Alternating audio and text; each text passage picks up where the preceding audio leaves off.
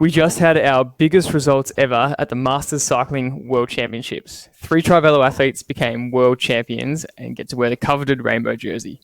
But before we get into this episode, we want to remind everyone, this show isn't only about world championship jerseys or top podiums, even though we do talk about it a lot because we like to celebrate it. We are a performance coaching group, but performance means PBs, improvement, or just any athlete that wants to build on themselves year on year. That's what we're all about. But also, progress and goals look different for every single athlete. But for these 3 specific TriVelo athletes, performance and success to them means a world title. They started this training campaign with a clear goal. They are at the pointy end of their age group, and they wanted to see if they could win a world title, a world age group world title.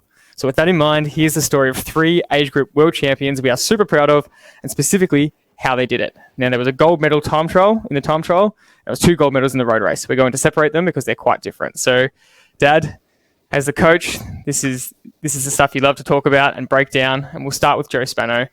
Tell me what you remember of Joe, who is now the World Masters Age Group Time Trial Champion. What do you remember of him calling up 7 years ago, I think it was 8 years ago, 2017, about what he wanted? Yeah, I can actually remember him. I didn't know Joe at all, and it was a great phone call. He kind of had to give me a little bit of a history of how he loved cycling and he wanted to really improve, and he was frustrated because he told me that he trained a lot and he trained really hard, and he hadn't really felt like he was improving at all. He was really stagnating. And I remember when I looked at his history in Training Peaks, I was shocked at how much hours he rode his bike. It was 15 to 20 hours a week, and there was some 180k rides, 200k rides, 150k rides. Wednesdays he rode through 3 or 4 hours, and he's got his own engineering business, and he would do these rides and fit all of his work in. For anybody who owns their own business, if you don't do your work, you don't get paid. So so he was fitting all this time, and there was no difference in any day, Monday, Tuesday, all the way through to Sunday. There was just lots and lots of riding. And to be fair, he had some good training sessions in there, but they were all the same. There was no differentiation between any of the training sessions. He was doing some hard bunch rides, some races, so that's unfair to generalize like that. So there was in the program, but he wasn't able to ride hard when he wanted to because he was so tired from riding hard when he should have been doing recovery days. And I think that's probably the biggest thing I remember trying to change. And remember, people are not good at wanting to change their habits. And as human beings, we are very reluctant to try something new because we get used to normal. And for someone to come along and say, hey, listen, try this, it takes a lot of trust. And I think that's one of the things that Joe had decided in his mind. I've tried it my way. I just can't get anywhere near where I want to be.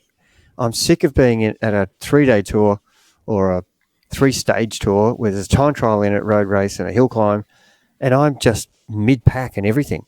And he said, I just want to win something and I'll actually be relevant, is what he was saying, in these races. And he just felt like he was just, beating his head against the wall, and he was just really begging someone to take control. And even though he thought that he could do it, he realised that he couldn't.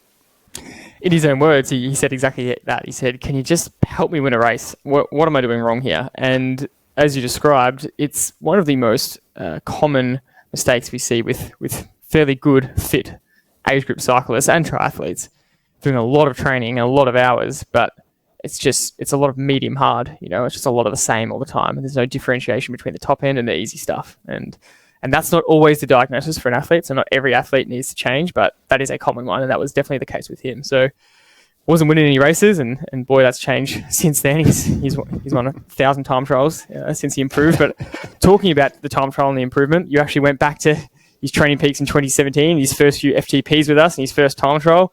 Describe what those FTPs looked like then compared to now. And look, the power and speed has gone up for sure, but he was already very fit, so the power itself isn't anything to drastically write home about. He is definitely a 30 to 40 watt better rider over the 8 years, but you'd think over 8 years that's actually not that much. And that's the point we're making, is that it's not always about the power improvement, it's how you ride. So describe Looking back at those time trials in 2017 compared to now.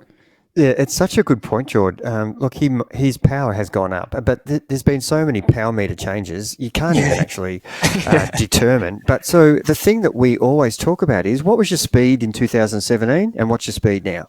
And really, the power is whatever the speed allowed you to do. So, his speed has gone. I think I looked at that very first event and it was 39.8 when we had not coached him. That was the first race. It was actually a time trial that we ran. A flat time trial. Yep. And you will say he's already a very good rider. He's riding 39 kilometers an hour. So you go, how much more can you really get out of that? Yeah. Yep. And so it was just really looking at how he spread his power load in the graph, like we talk about a lot. How much time was in zone 1, 2, 3, 4, 5, and 6. And if we are able to visually put that up on a graph, a 2017 time trial with Joe on a similar course in 2025 or 2024, 23, 22.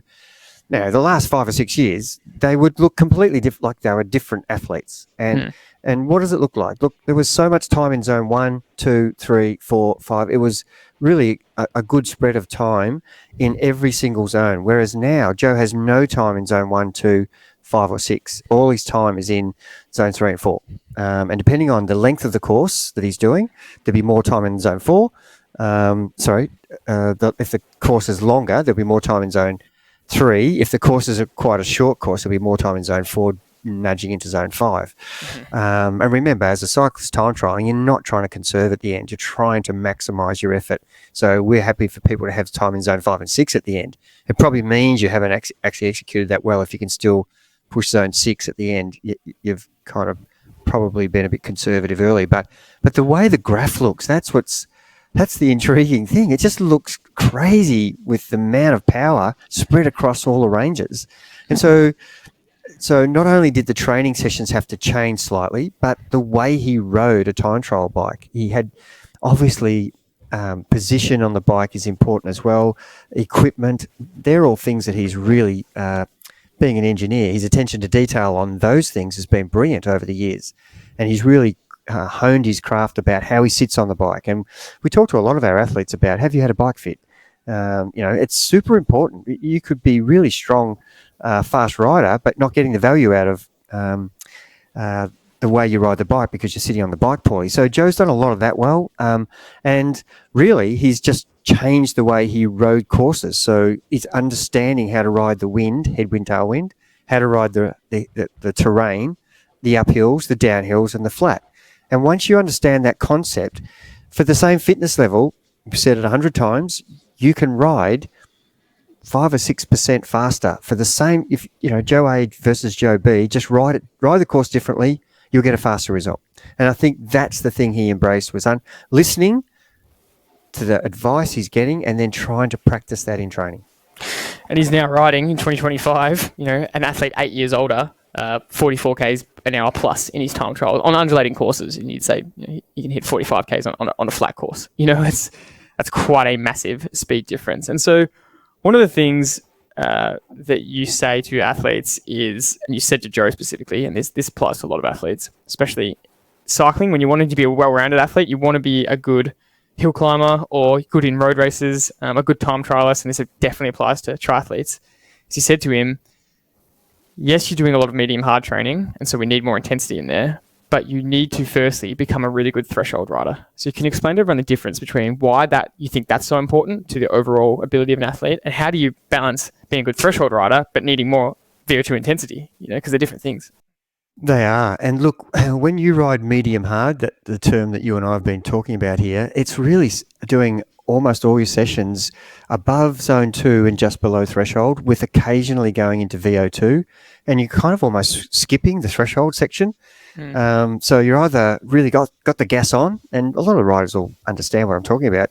You're in a bunch and someone attacks, you go from medium hard, which is that 75 to 90% where it feels hard, and then someone goes hard, you don't go to threshold, you go to VO2 to join. And so you're skipping that threshold even in hard races. You're not doing, unless you break away, that's the only time you would really use threshold, if you're on your own or rolling turns. And even rolling turns, you're going to be on off. So specific threshold riding, where you're practicing 10 to or 8 minutes to 20. That's the area that he had not done any substantial work. And he may have had it in his program, but he was doing it at 90%, not at that 100 to 107% where, or even 98 to 107, where that's the threshold area of FTP that we want to be riding at.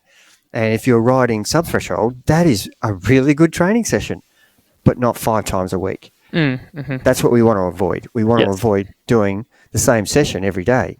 And whether you did the VO2 work every day, VO2 work's a great session, but you could do it each day, but eventually after 5 or 6 weeks of that, you would have to lie down for a week. You would be that exhausted.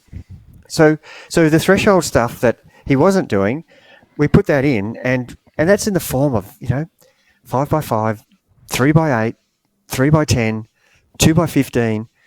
Really trying to get his body used to holding steady state at threshold, not at sweet spot, which is that 75 to 90%. And look, a lot of riders are very reluctant to do that. Why? Because it's really uncomfortable. It really hurts. It's not something mentally that you can cope with very well.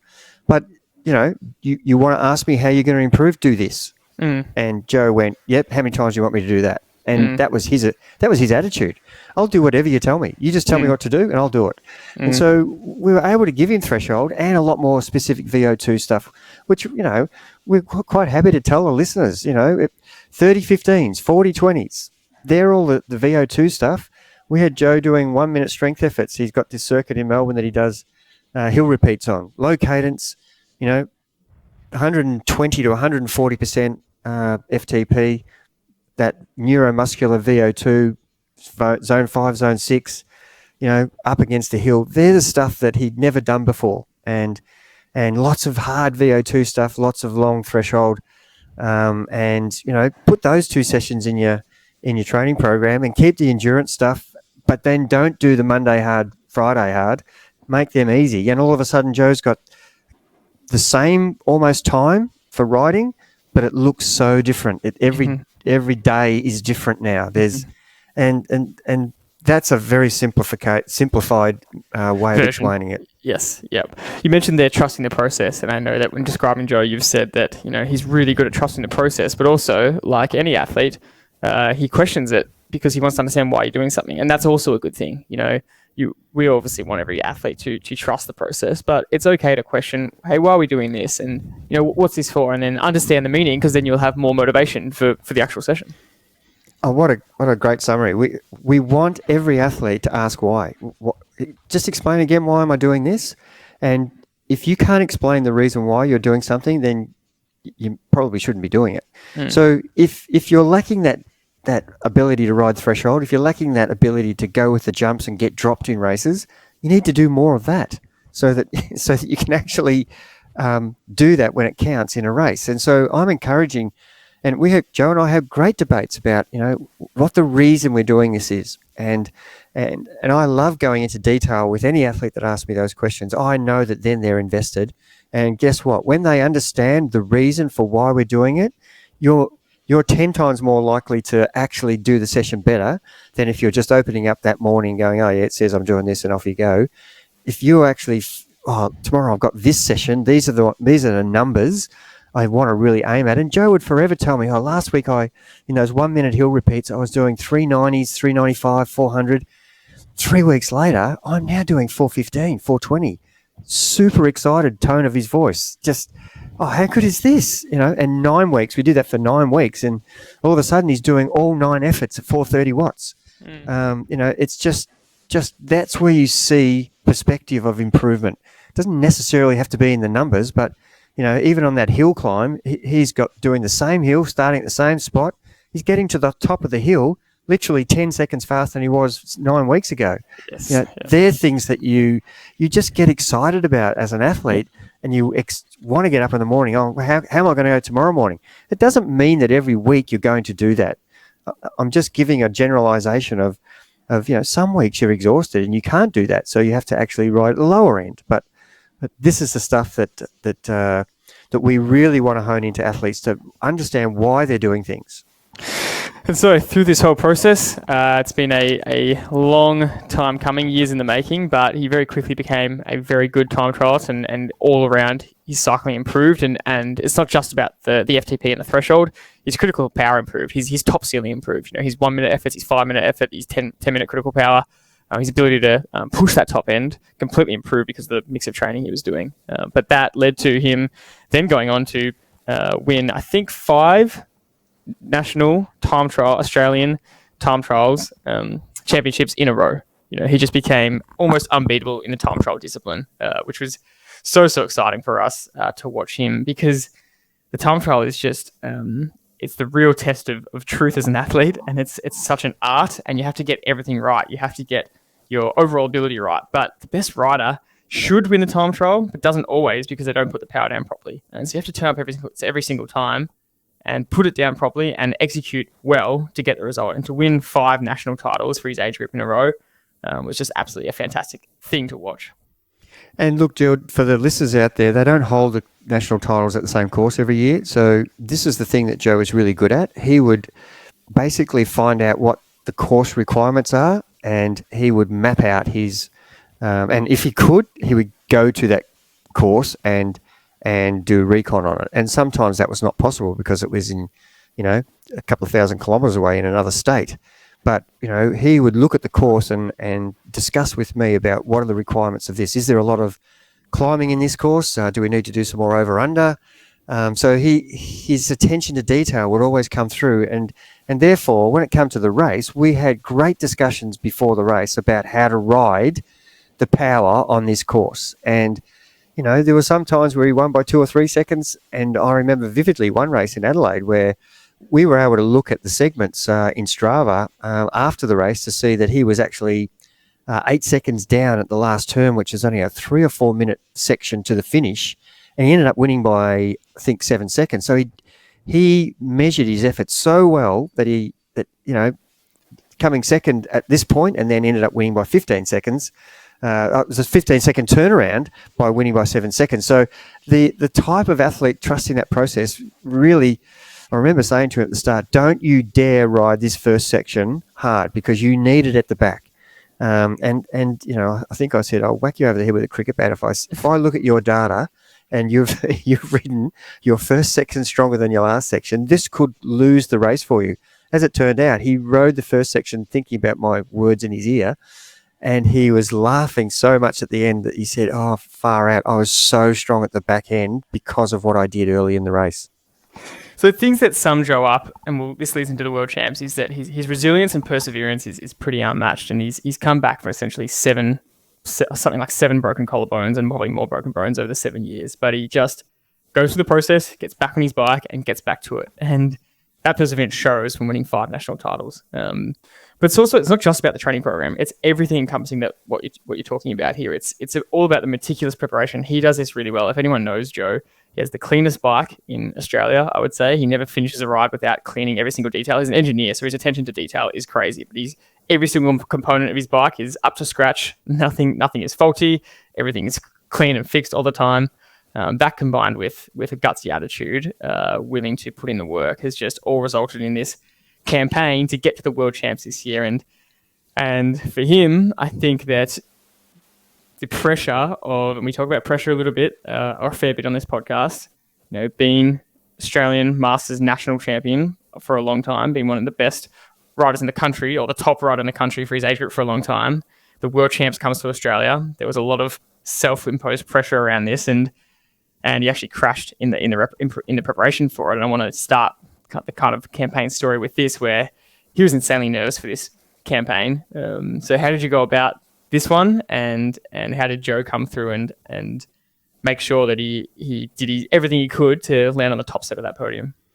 Yeah, and look, a lot of the things we talk about with our athletes is pressure is self-imposed a lot of the time, and if you can actually change that mindset to just think about, if I execute the best I can, with whatever the result is, I'll have to be happy with that. And that's one of the things that I think you and I talked about this for the podcast last week with the Marbella 70.3 Triathlon World Championships. It's no different. Doesn't matter what sport you're in, the pressure that's imposed is is in your head. And if you can get that person out of your head and just concentrate on the things that are helpful and contribute to executing the way you want to, then you'll be happy, because that's going to be giving you the best result anyway. So for sure, Joe and I had a lot of these discussions beforehand, and to his credit, he went and searched a sports psychiatrist to help him with that. And that's going way beyond. I was so happy to hear that he did that. He came back and I said, "Oh, what was the summary?" He said, "Oh, not much different to what you've been telling me. Trust the process. Be meticulous in your execution, and don't worry about the expectation of the end result." And they're the key things for anybody who's nervous about improving themselves. It doesn't have to be a world champs. For you to be better, just do the things that are going to contribute to helping you run or ride or swim or whatever the sport you're doing as best as you can. And I think that the good thing about Joe was we sorted that out before he got there, and that gave him that attitude that, I only have to do what I know I can do well, and whatever happens. And I think that helped him a lot. Yeah, because before that whole process and the lead up, he was just putting a lot of pressure on himself, and he was starting to get really nervous because he just wanted this so bad. He just goes, "Here's an opportunity, and I just want this result." Despite what we're saying about just do your best, execute the way you want, he wanted that result, and he'd probably self-admit that so you're starting to overthink it. Sometimes in training you can almost crash because you're just overthinking things and putting a lot of pressure on yourself, and that's not exactly the reason, but that's an example of what you can do by just kind of driving yourself a little bit crazy. But again, to his credit, he did the right things, and he just focused on the process, and he did exactly what you said before. He actually rode the World Champs course 18 to 20 times as a recon. I don't know anyone that would have done that. Maybe Remco Evenepoel for the Tour de France time trial, or Vingegaard, but he knew every sector back to front. He knew his power and speed for every single sector. You can't be any more prepared than that. And just for the listeners, it's not in his backyard. He had to basically drive an hour and a half to that venue, or even slightly more, and back. So it was 3 hours worth of driving to go down to practice on that venue. But yeah, I definitely think if you've got anxiety and nerves, I love that, because it shows it means a lot to you. You care. I think that's a good thing, but you've got to be able to control it. That's the difference. So anybody who doesn't have any pre-race nerves or have any anxiety about an upcoming event, I'm not sure if they've got the right mindset. You should have some. If you're too relaxed, that's a worry to me. It means you're not really into the event. But then you can go overstimulated. Yeah. So the happy medium, just like we talk about the balance in life, anything that's extreme behaviour is going to cause problems. So having that balance is what we're really looking for. And I think at the end of the day that that attention to detail by going and doing the course so many times. And look, this race only comes to Australia. 2015 was the last time it came to Australia. So it's now 2025. It's 10 years ago, and every other year it's somewhere else in the world, which is huge for Australians, because it's a 24-hour flight to Europe or a 20-hour flight to the US. And so we just don't have that ability to really just fly over and do a race at master's level when you've got full-time job. Yep. Yeah, and it came to the day, and look, he actually didn't have his best day after all that, after all the preparation, after all the work. He wasn't completely satisfied with his execution, but that just shows the work that he put in was enough, and we talk so much about data, and he knew his data back to front. And this is such an important point that we just speak about all the time. We love data so much, but it can't be everything. And for this exact reason, because the data worked against him on the day, because his power meter was a little low on the day. You wouldn't believe it, So that is hard to deal with when you've done the course 20 times and then your power and speed's a little bit different on the day. And it could slightly people go, the powers, you should understand that's a little bit reading a little bit lower if you're so much into the data. Well, you're not going to find that out. Really, until you've done maybe an out and back section where you could look at the speed against the power, and there isn't any out and back in this particular race for 15 or 20 minutes. Yeah. So it caused him to override a little bit early, but it could work against you if you are so detailed with the data. You start to have a fight in your own brain with, I should have been here 10 seconds faster. All the practice sessions I've done, he was doing actually better power and times than he was on race day. And that takes a lot of self-discipline to not lose the plot on that. I'm having a crap day. Most people will go, oh, it's not my day. And then not really try hard enough for the rest of the ride. And people say, oh, it's a World Championships. But in the moment, when you're so dialed with your data and you know that you're not actually performing better than you have in training, that's a real negative feeling that you're getting. And to his credit, he just kept pushing and he just kept riding the best he possibly could. He did not drop his bundle, even though he was falling behind the times that he wanted. He kept pushing.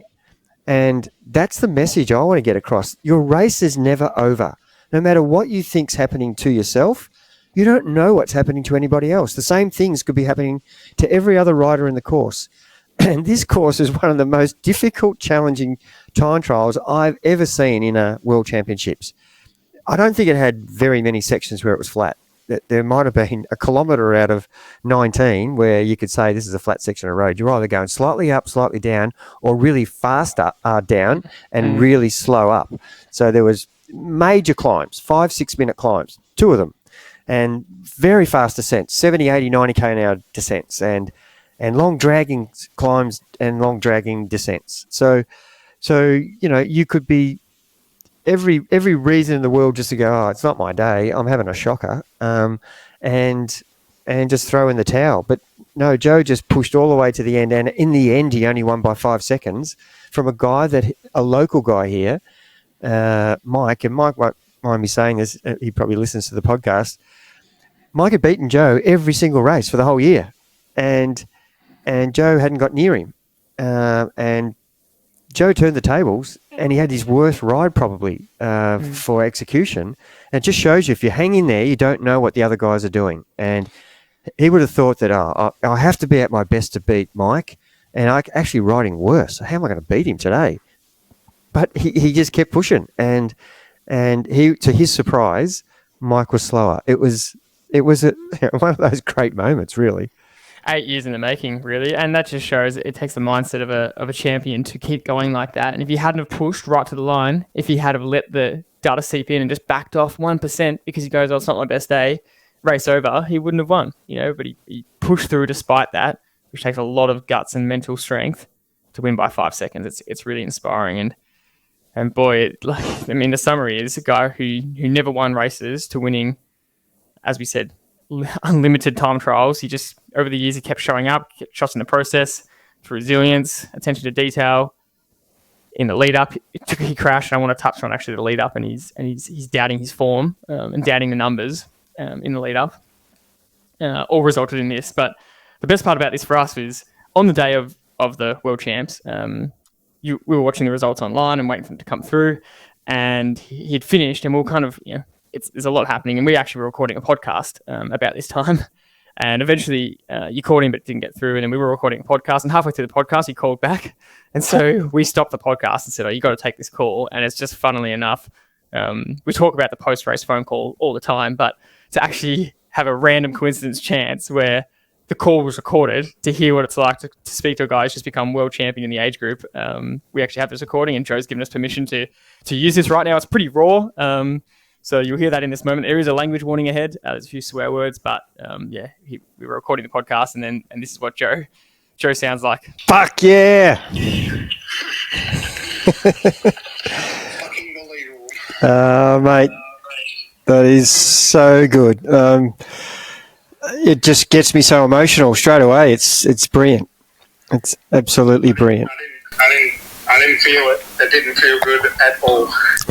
Yep, and remember we talked about that 3 days ago. Sometimes you don't perform the way you want to, but you get the result. And it's times like this where you just got to go, I don't give a shit about how I executed. I got the desired result, and I'll worry about that another day. Yeah, absolutely. World champion Joe Spano. Unbelievable, mate. Fucking unbelievable. Back in 2017, Joe, can you just help me win a fucking race? All I want to do is win a race. That is gold. I'm so proud of you, mate. You've done everything right. You've just left no stone unturned, and you've ended up with your biggest dream come true. So you should be super proud of your efforts, and it's well deserved. You get what you deserve, mate, and you deserve this. Yeah, no, it took a bit of effort, that's for sure. Just can't. I can say thank you and I can say words, but that's just it doesn't feel like I'm doing it justice for all the help you've given me. So, in a way. No, it's been a great journey, and and it's not over. And this is one of the best parts about a coach-athlete relationship is sharing the experiences, the highs and lows, and there's been both along the way. So, this is one of the better ones. Yeah, it's fucking unbelievable. Well, Beachels, really. Yep. Beachels and dehydrated. I couldn't put out a piss. I was there in drug control for over an hour. No, it's I was giving it the fist pump, mate. It was because I'm sitting there watching the bloody times on the computer, which is freaking agonising. And they give just splits at the halfway. Just halfway and then finish. So I want to talk to you in depth about it, but I've stopped the podcast in the middle of it just to answer this call. And Geordie's watching me talk to you. And Geordie, he was. I get inspiration from a lot of the TriVelo lads, and Geordie's part of that. Yeah, he can hear what you're saying, mate. So it's fantastic. It's great. We'll talk again. I'll leave you be. Good stuff. I'll wear a TriVelo kit for the just about to try and get into it now. Yes. I've got to stop myself from crying, mate. It's great. All right, mate. Well, have a good day, and just unbelievable. Good stuff, mate. See ya. Okay. Thanks. See ya. Well, so to have one of those phone calls recorded is actually pretty special because to have that moment captured is one you always remember forever, but to have it recorded is special. And Dad, you got a little bit choked up in the end there. You're talking to Joe. Why is that for you? I'm not sure if it came across, but yeah, when I get emotional, I just actually can't really speak too well. I must apologise for. We have this thing that we have this moment where just basically when the result came through, it just as a coach over the years, I'm always just yelling out in my office, just yelling out the top of my voice, going yes. And it doesn't matter whether they've just run a club race or they've run an important big race, or world championships or Australian title. I'm always doing this, and I always tell our athletes privately that that's how it means to me. It means that much that this teamwork that we've done together. You've done all the work, you've done the execution, and I've just been the guide, or TriVelo's just been the guide for you. And it's a really great experience, and it does get emotional when you succeed, and it's a great moment, and it's one that's very private, and only the people who've had that moment with their coach in TriVelo can understand what we're talking about. But so it's special that you're getting to hear this, and I do apologise for the swearing, but it's euphoric, happy swearing rather than using as an example to describe things. So so it was a great moment, and one that I'll never forget. But there's been so many of those moments with our athletes that I just love it. It's the joy of being a coach. And how was it when you got to see him in person? I think a couple of weeks later, I think he bear hugged you or bear tackled you. It was, yeah. And again, we couldn't talk. It was, the emotion. You were so silent. Again, it was just embrace. It's even now. I think about it, and people go, get real. But that's how I am. And if people have trouble with that, I don't apologise. It's just the way I am. I just love sharing moments like that. And if you've ever been at that point of sport yourself, you understand what it means, and you've worked so hard to get to that position, and so it is emotional for sure.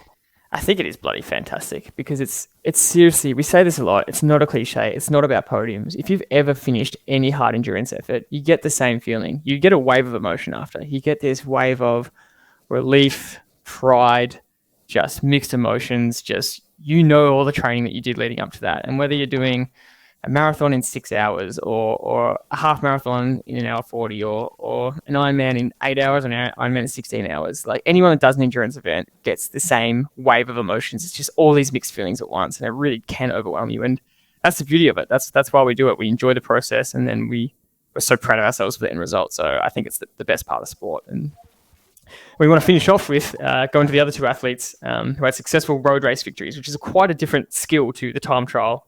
So very successful campaigns from Tim and Al. Tim Jamieson and Al Adams both won the road race at the Grand Fondo World Champs. So starting with Al, this is really cool because you guys had a meeting where you sat down, can't remember how many weeks out from the campaign, 12, 16 weeks out from the campaign. And some people might say, oh, that's not much time, but these athletes were on the program full time. And so for them, it's stepping up to their A race. And so he sat down and said, I want to win a world title. So how do we do this? And you both set a plan. And it's kind of a similar motto that I think you said to him, look, I know you don't love the threshold riding, but that is your missing link right at this point of where you're at in your fitness. So talk us through that chat and the plan with Al.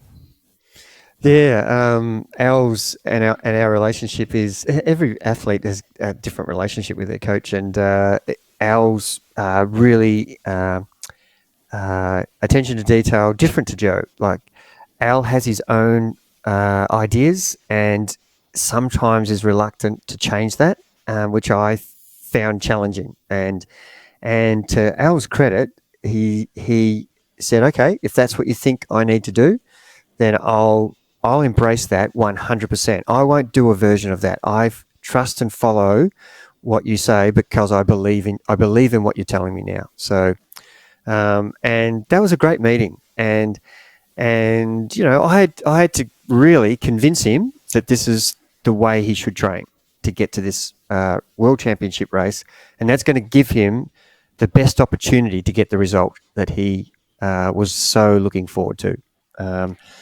And yeah, that's how it sort of started, was just, a full-on meeting where we are now all in for this one race. And I've been coaching Al for years. So it was not like we had to actually just start coaching this guy. We'd already had a great base of training. So, and everybody needs to know that Al is a really experienced road racer, criterium racer, and he's very, very good at it. Very smart, really good tactician.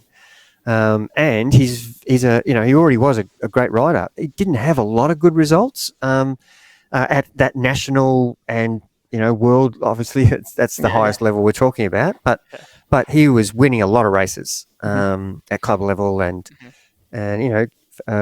is originally from New Zealand, so he'd raced 200 or 300 times over his career in New Zealand at bike races. So he had really good race smarts, and I loved talking to him about how the race panned out in all of his other races that he was ever doing.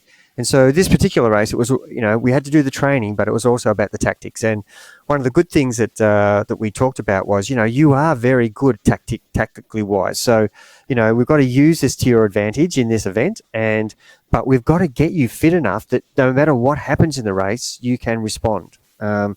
And you are very good at over-under, but you don't have that ability to ride threshold very well. And to be fair, it was something he really didn't want to do, but he was willing to do anything to get all the tools in that bag that'll enable him to do whatever he can on race day to win the race. And so interesting, both him and Joe, 6 or 7 weeks out, were really questioning their form, and they weren't questioning the process as much, although those natural doubts do come in a little bit, but they were seriously questioning their form. And you had to kind of say to them, I'm not trying to get you to peak right now. You're still 6 or 7 weeks away from the World Championship A race. If you were peaking right now, that would be a problem. That would be really hard. And to hear that as an athlete, because you're not putting out your best numbers, you're not putting out your best speed. All athletes, we think we're invincible. We think we should be doing PBs and our best numbers all year round. And as it gets closer and closer to the A race, you think, why aren't I doing it yet? But you just have to, if the program's going to work, you have to trust that you're not going to be peaking 6 weeks out. You'll be peaking at the race. But that was a hard thing to go through. Yeah, and look, there's so many examples worldwide where athletes at the highest level, World Tour cyclists, the best runners, the Diamond League runners, going from Diamond League season to the World Championships or Diamond League season to an Olympics year. It's hard to win the Diamond League all the way through and then be the Olympic champion. And Ingebrigtsen had trouble with that. He couldn't win an Olympic 1500.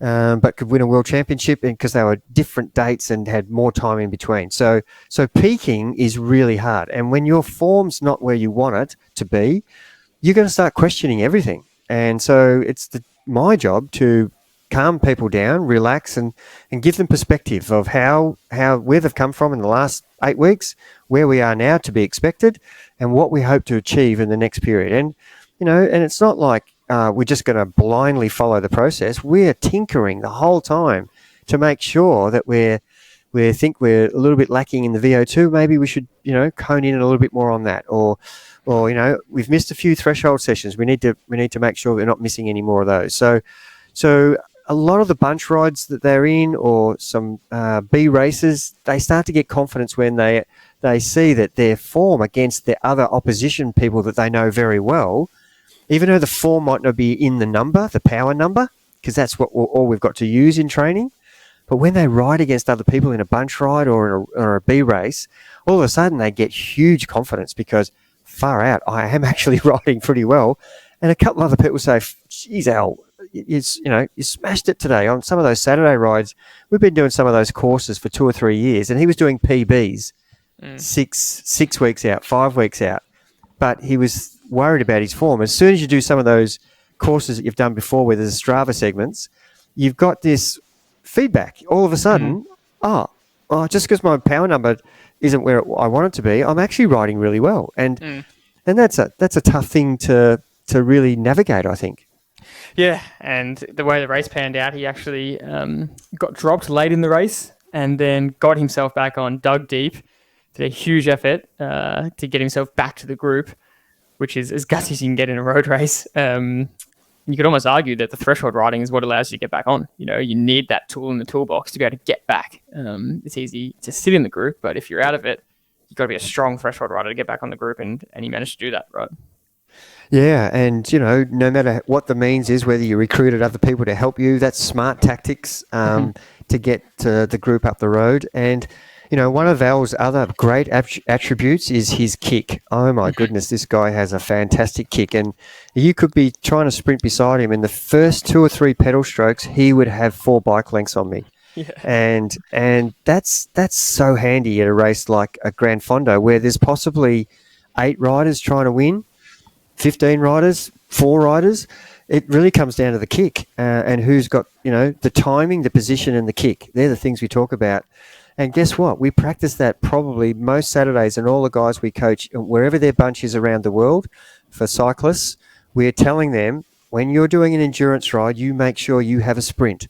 At the end of your endurance ride, learn to sprint tired. People are great when they're fresh sprinting, but what do you like when you've ridden 140k and then you have to sprint at your max power?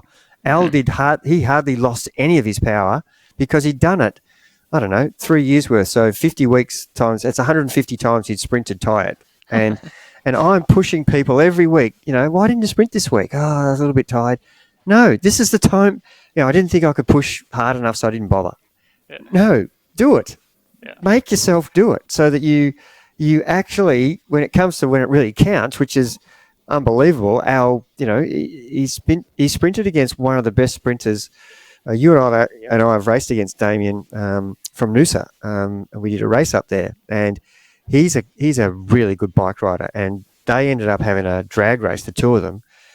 And Al got over him, and it was, it took some doing, but that was a real classic example of practicing something when comes really useful on race day. Yeah, that's the key point there, is that, people say, oh, you won so he won, it was a bunch sprint and he won. That's how he won the world title. And people would say, oh, maybe that's a bit of luck, that race, sprinting is a bit of luck, timing. We disagree. It's really, if you get the three things right, the timing, your positioning, and your sprint power, then you're most likely, you're at least going to put yourself into the best position to win. And it wasn't a mistake, like you just said. Essentially every bunch ride, he's willing to sprint, and he's winning almost every sprint of his bunch ride. And I think that is so important for people to remember, that doesn't guarantee you'll win, but it gives you the best chance because you've practiced it so many times. So a quick shout out to one of our other athletes as well, Damien Burke, who won a medal at the state champs this year because of this same thing. He would say he's not the strongest sprinter, never has been, but because on bunch rides he keeps practicing it tired, and maybe on the bunch rides he's coming 5th, 8th, 10th, but he just keeps practicing anyway, and eventually he starts coming 3rd or 4th in the bunch sprints, and eventually when it counts on a race day, he gets to win a 3rd on a state title because of it. Ironically, he's in the same bunch as Al and Tim Jamieson, and so they're the guys who most people got bunches wherever their city is in the world, and it just so happens that those guys are practicing in the one bunch, and Damien's come from being a mediocre sprinter in that bunch to he's fighting with Al and Tim, coming 1st, 2nd, or 3rd, and he might not be the fittest rider for the actual road race, but because he positioned himself so beautifully at that state title. He'd never won a medal at state level, and he positioned himself beautifully, hid all the way through the race. He was the best at hiding and not doing any work and just saving himself, hoping it was going to be a bunch sprint, and positioned himself in the right spot, timed his sprint well, and came from back and got to the podium. And that's an example of what we're talking about. To finish off, we want to shout out Tim Jamieson as well. He's former pro cyclist. Once he puts his head down, he is someone to be feared. Once he decides he has a goal, it doesn't happen often where he has a huge race goal, but when he does, he's that pro mental and physical strength comes back to him. And it's really, I just want to highlight his training strategy. His training strategy is quite simple. It's just monster volume. He just goes, I am going to get as fit as humanly possible so no one's going to be fitter than me. That's his goal. And I love that attitude. Well, to put in context, in 2015, when the World Championships were back here in Australia in Perth, Tim won the road race then. So that's the second world title he's won. He's only been to 2 and he's won both. So it's a fair record. And look, I've known Tim since 2013, 2012. So it's been a long journey together, and we've ridden a lot of kilometres. We went to Belgium together. You've actually ridden a lot with him as well, and learnt a lot from him. He's been on our podcast, one of the early podcasts, I think. In the first 20 or so podcasts we ever did, we're past 300 now. And Tim's done it his own way. And I spent a fair bit of time with him this year in Europe training when he was overseas for literally 3 months to prepare. And I met him at Girona, and he put me through the ringer there. And he was as fit as I'd ever seen him. He was as lean as I'd ever seen him. So his aerobic capacity and fitness was through the roof.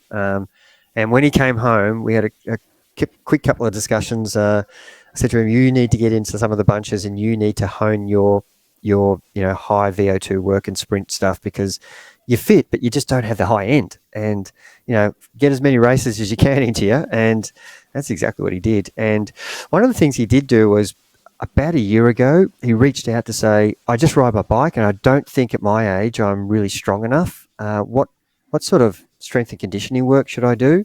And you and I came up with a little program, and he started doing that, and it was really quite a simple little program, and he has relentlessly done that. And I think for his age now, because it was 10 years ago when he won this title, he's as strong as he's ever been, and just by doing that little program that we gave him. And so Tim did a whole lot of things right, got his endurance right, got at the last 6 weeks really worked on his high end.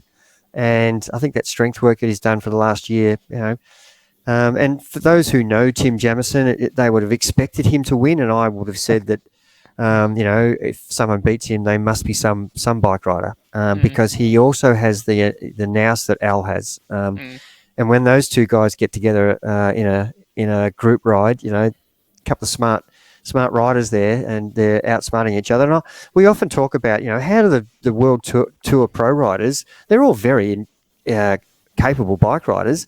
How does someone break away and beat the bunch? And I'm excluding Pogačar here before he came along. Most people could win races or lose races depending on how their tactics were. And so, Tim's tactics are absolutely brilliant. Doesn't do much until he has to, and then when he does it, it's he broke away and there's a 2-man sprint.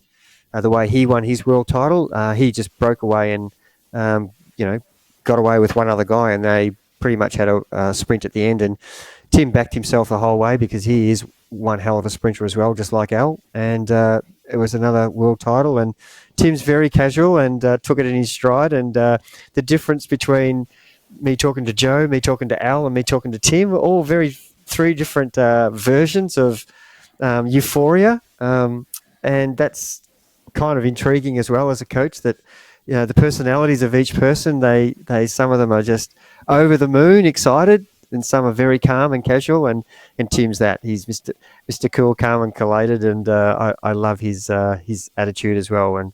And he's not down on himself if something doesn't work. He goes, "Oh, that's life." It's a really good attitude to have, and it doesn't put pressure on yourself at all. And I'm sure internally he wants to win, but externally he's not giving that persona. Yeah, to end up in a two up with him at the end of a race, I wouldn't want to be against many other. I'd rather be against a lot of other people instead of him. I mean, like that wouldn't be a position you want to be in, would it? No, and look, he said, in his very humble explanation of his race, he said, I managed to win, and I said, did you have to really work there? He goes, no, I was okay. And anybody else would be describing how brilliant they were, and he's just going, no, it was I did what I had to do. Yeah, it could, and that could also mean he's underselling it. Knowing how mentally strong he was, he's absolutely underselling it. Yeah, any sprint's going to be hard at that stage when you've ridden 140, 130k. So, but I just wanted to clarify. I hope people didn't think he was being arrogant. Being like, no, try that hard. Yeah. No. He's just he's being the opposite. He's being absolutely humble and not talking himself up. That's one thing he doesn't do. He lets his actions do the speaking, and that's his personality, which is great. And look, you've got 3 different world champions here with 3 different personalities, and 2 road races and 1 time trial, and what are we sort of looking at here? The time trial is a very particular race, whereas there's a lot of things that can go wrong in a road race that can cause you to not have a chance. A lot of things are out of your control.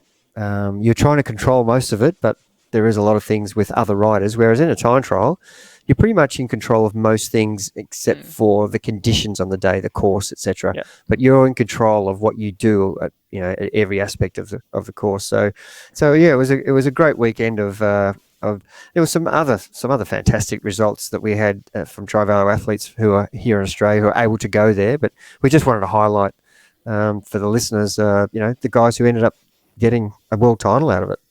One final story I just wanted to touch on Tim, and he's such a good example of the balanced athlete that we talk about, and that he just loves riding his bike. He just really enjoys it. He enjoys being fit all year round, and so he really does the phases of the year really well. Some times over summer, he just wants to ride, and he's all year he's keeping up his fitness, and he's keeping up his aerobic fitness, and there's just some periods where he puts his head down, he goes harder than others, and he decides, I want to get really strong here, and he goes in the hills, or he goes, I just really want to enjoy my bike riding. He goes and rides 200 kilometers every weekend. He doesn't do this on-off kind of thing that we can fall trap to when we're unbalanced and we go too hard into something. And so then when it's time to step up to a race, he does it. And I remember specifically last year, was on a bunch ride with him, and he didn't contest the sprint. And I just asked him why not. I was just curious. And he said, I've put my head into the dirt hundreds of times in my life, trying to, I've pushed myself to vomiting many times in my life, sprinting, racing. He said, in my age now, I only do it select times. I just have no interest in making myself vomit every single weekend. Not in an arrogant way at all. Just in he's going, I pick my moments. But this was an example of him picking his moment. I just love that he has this balance of, he still enjoys it, still wants to do his bunch rides and join in, and then he picks his times when he goes all in on something. And that to me is really good balance. Yeah, and a point you touched on where he just because he loves riding his bike, it's not a chore to train. And he has had a couple of broken collarbones, 3 or 4, where he's had to take 2 weeks off, maybe. Maybe. I remember when he came to one of our Belgian tours, he'd broken his collarbone, got it pinned, and he was riding 2 days later outside. He said, I can't stand up, but I can still sit in the seat. And so he's just adamant that because he took such a long period away, he was a semi-pro, he was a pro in the early 90s, and he took a long period off. I think it was 2009 or 10 or 11 somewhere where I met him. Didn't know he was a bike rider, and I asked him to come and join our group. And he said, I'm not much of a bike rider. And it turned out that that's how humble he is. He was a pro, and he wouldn't tell me that. I had to Google him to find out that he'd ridden in Europe and in Belgium, and he'd ridden Milan-San Remo, and he'd ridden some of the really key races. So he's no dummy as a bike rider, and he's in his 60s. But yeah, he said, if I'm going to come back, I'm going to keep riding all the way till my 90s. I'm not going to have a break like I just did, because he said it was the hardest thing to start again. And he said, even in the middle of a year where the weather's really bad and I don't feel like it, I know that if I just keep tapping away, I don't have to train hard. I don't have to come back from anywhere. I'm just maintaining. And that mindset allows you to, when you want to do a race that's 16 weeks away or 8, you can just step up because your level of fitness is already there. There's none of these highs and lows of, I'll take a break for 4 weeks. And, he was so angry if he actually crashed and broke a collarbone, because that meant, he's going to lose some fitness. And, as it turns out, he hardly lost any fitness. The worst he had was about 2 weeks. So it's a really important message that if you love doing something, you don't have to be forced to stop doing it. Just keep doing it at a lower level.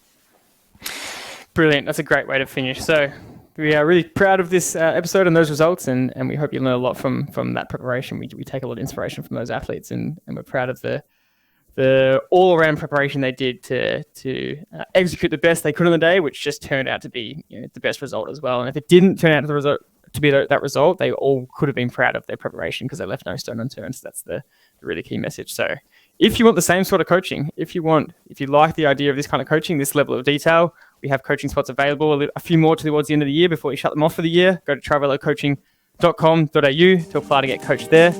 Otherwise, thanks for listening. See you on the next one.